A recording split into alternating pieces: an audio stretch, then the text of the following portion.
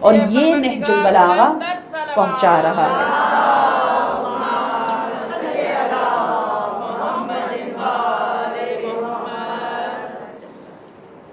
خطبہ 193، اس کا ایک نام ہے خطبہ متقین، دوسرا نام ہے خطبہ حمام، تیسرا نام ہم کہہ سکتے ہیں خطبہ اخلاق۔ اخلاق کا خطبہ، یہ خطبہ ہماری انفرادی اجتماعی تمام مسائل کا حل بتاتا ہے۔ اب آپ لوگوں نے ماشاءاللہ سب نے مطالعہ کیا، آپ لوگ پڑھ کر آئے ہیں اور آپ لوگ خوب جانتے اس خطبے کے بارے میں کہ ایک شخص تھا جس کا نام حمام تھا۔ حمام نام ہی اتنا پیارا ہے، ہم اور غم سے، اور اس کا ہم و غم، اس کی پسند اتنی پیاری تھی کیونکہ وہ صحابی امام تھا نا، وہ کتنا گریڈی بھی تھا، لیکن علم میں گریڈی تھا۔ ہونا بھی ایسا چاہیے، کاش ہم مال و دولت و ظاہری چیزوں کے بارے میں اتنے حریص نہ ہو، بلکہ علم و ایمان و تقوی اور پائٹھی کے اس لیول تک پہنچنے کے لیے ہم بہت زیادہ حرص، لالچ رکھتے ہوں، جس کو رب ذوالجلال نے اپنے نبی، اپنے حبیب کی کوالٹی قرار دی اور کہا ہے کہ میرا حبیب وہ ہے جو حریص ہے۔ حریص ہے کس معاملے میں؟ اس معاملے میں کہ لوگ ایمان لے آئیں، بہشتی بن جائیں، ابدی اور دائمی ان کی زندگی حل ہو جائے۔ تو یہاں بھی حمام حریص ہے اس معاملے میں، ٹھیک ہے؟ کیونکہ آپ کو معلوم ہے حمام نے آ کر کہا کہ یا امام المتقین، آپ تو امام ہیں، آپ تو لیڈر ہیں، آپ رہبر ہیں، کن کے؟ متقیوں کے۔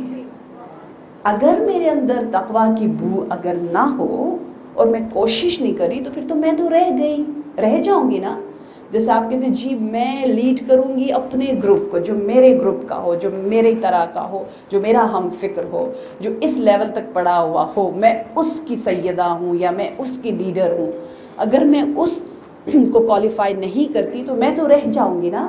تو حقیقت یہی ہے، اسی لیے آپ دیکھیے حمام کتنا تشنا ہے، اور اتنی تشنگی کے ساتھ جو ہے وہ کہہ رہا ہے کہ مجھے میرے سامنے متقین کی صفات کو مجسم کر دو۔ یہ بہت پیاری ایک مانگ ہے، ایک طلب ہے، ایک خواہش ہے۔ ہمارا موضوع ہے نہج البلاغہ۔ نہج البلاغہ، نہج کہتے ہیں پاتھ کو، جو کہ لیڈ کر رہا ہے جنت کی طرف۔ جیسے میں نے بتایا نہج مینز راستہ، بلاغہ مینز وہی ایلیکوینس، بیوٹی، کمال، جمال، اور صرف باب العلم ہی کا کلام جو ہے وہ ہمیں باب الجنہ تک، یعنی خود جنت تک پہنچا سکتا ہے۔ Next slide. اور پھر ہم نے لاسٹ اس میں بتایا تھا کہ جنت کے دروازے کو جب جنتی کھٹکھٹائیں گے تو ایک ہی آواز آئے گی، وہ آواز بہت پیاری، بہت حسین، وہ واحد آواز جو ہے یا علیو یا علیو یا علی کی ہوگی، جو آپ لوگ ماشاءاللہ شب و روز جس کا نعرہ بلند کرتے ہیں۔ تو یہ حدیث میں نے آپ کے سامنے پڑھی تھی کہ ان حلقۃ باب الجنہ من یاقوتۃ حمراء علی صفائہ الذھب فإذا دقت الحلقة على الصفحة طنت وقالت یا علی یا علی یا علی۔ اور پھر بتایا تھا آپ کو کہ یہ ایسا کلام ہے نہج البلاغہ کا جو فوق کلامی مخلوق و تحت کلامی خالق ہے، یعنی مخلوق کے کلام سے بالاتر ہے۔ یہ اکثر میں نے بتایا تھا نان مسلم، نان شیعہ اسکالرز کا بیان ہے۔ اتنی کتابیں، اتنے سیمینارز، اتنی کانفرنسز ہوتی ہیں ایوری ایئر اسی ٹاپک کے بارے میں۔ پتہ ہے سید رضی کے بارے میں بھی اتنے سیمینارز ہوتے ہیں صرف سید رضی کے بارے میں۔ کیوں؟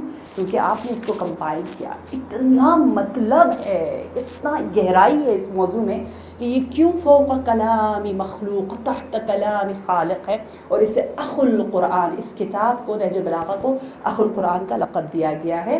اور پھر ہم نے بتایا کہ دشمن دوست سب اس کو پسند کرتے ہیں، اور قرآن کے بعد جو کتاب باقاعدہ حفظ کی جاتی ہے وہ نہج البلاغہ ہے۔ یہی خطبہ متقین کے بارے میں پتہ ہے کیا ہے؟ قبلے کی طرف بیٹھیں، آنکھیں بند کریں اور انشاءاللہ اس کی کچھ صفات ہمیں یاد ہو جائے. بسم اللہ الرحمن الرحیم. منطقهم الصواب ومشيهم التواضع وملبسهم الاقتصاد. آپ پڑھتے جائیں جو کوالٹیز، کیونکہ دیکھیں حمام نے بھی یہی کہا تھا نا کہ میں نے اس کو امیجن کرنا ہے، تصور کرنا ہے، یعنی سوچنا ہے اپنے سامنے حاضر، جیسے ایک ماڈل ہوتا ہے اور آپ کو پورا ماڈلنگ کر کے دکھاتا ہے ایک ایک چیز. اسی انداز سے امام علی علیہ السلام نے اس میں باقاعدہ ایک ایک چیز بتائی ہے. تو کہتے ہیں اس کو لوگ قبلے کی طرف بیٹھ کے حفظ کرتے ہیں. حفظ یعنی پورے وجود کے ساتھ حفظ. حفظ کا مطلب ٹنگ میں حفظ نہیں ہے. اگر کچھ لوگ ایسے ہیں جو قرآن کو صرف رٹا لگاتے ہیں تو وہ بہت ہی ابتدائی درجہ ہے. ہمارے اندر آپ دیکھیں بہت سی کنٹریز میں اور ایون پاکستان میں بھی بہت ایسے لوگ ہیں جو قرآن کو پورے وجود کے ساتھ، میرے اپنے بچے ایکشنز کے ساتھ، بہت سی کلاسز ہوتی ہیں ہم پورے ایکٹ کرتے ہیں. ایک آیت ہوتی ہے، اس آیت کے بارے میں جب بہت چھوٹا بچہ ہو +3 کے بارے میں بتا رہی ہوں، وہاں پہ قرآنک مونٹیسریز اور نرسریز ہوتی ہیں، اس میں ایک آیت کے بارے میں ایک گیم ہے، ایک پوئٹری ہے، ایک ڈرائنگ ہے، اسی کو ہر انداز سے پورے وجود کے ساتھ کھیل کود میں سکھایا جاتا ہے، ایکشن کے ساتھ. وہ پورا بچہ سمجھتا ہے. میں اپنے بیٹے کے سامنے ایکشن کرتی ہوں، وہ سمجھ جاتا ہے، وہ آیت پڑھتا ہے اور پڑھتا ہے، پھر تیار ہوتا ہے اور اس پر عمل کرتا ہے. میں کہتی ہوں ماما یہ، تو وہ فوراً سمجھ جاتا ہے اوکے یو آر سینگ دس آیا یہ خذوا زینتکم عند کل مسجد. اچھا، جارج کے بارے میں آپ کو میں نے بتایا کہ جارج نے بہت سی کتابیں امام علی کے بارے میں لکھی نہج البلاغہ کو پڑھنے کے بعد، اور انشاءاللہ کہ آپ لوگ یہ پڑھیں. اس نے کہا کہ فرینچ میں جو ریولیوشن آیا ہے اس کا اور امام علی کے کلام کا کیا تعلق ہے.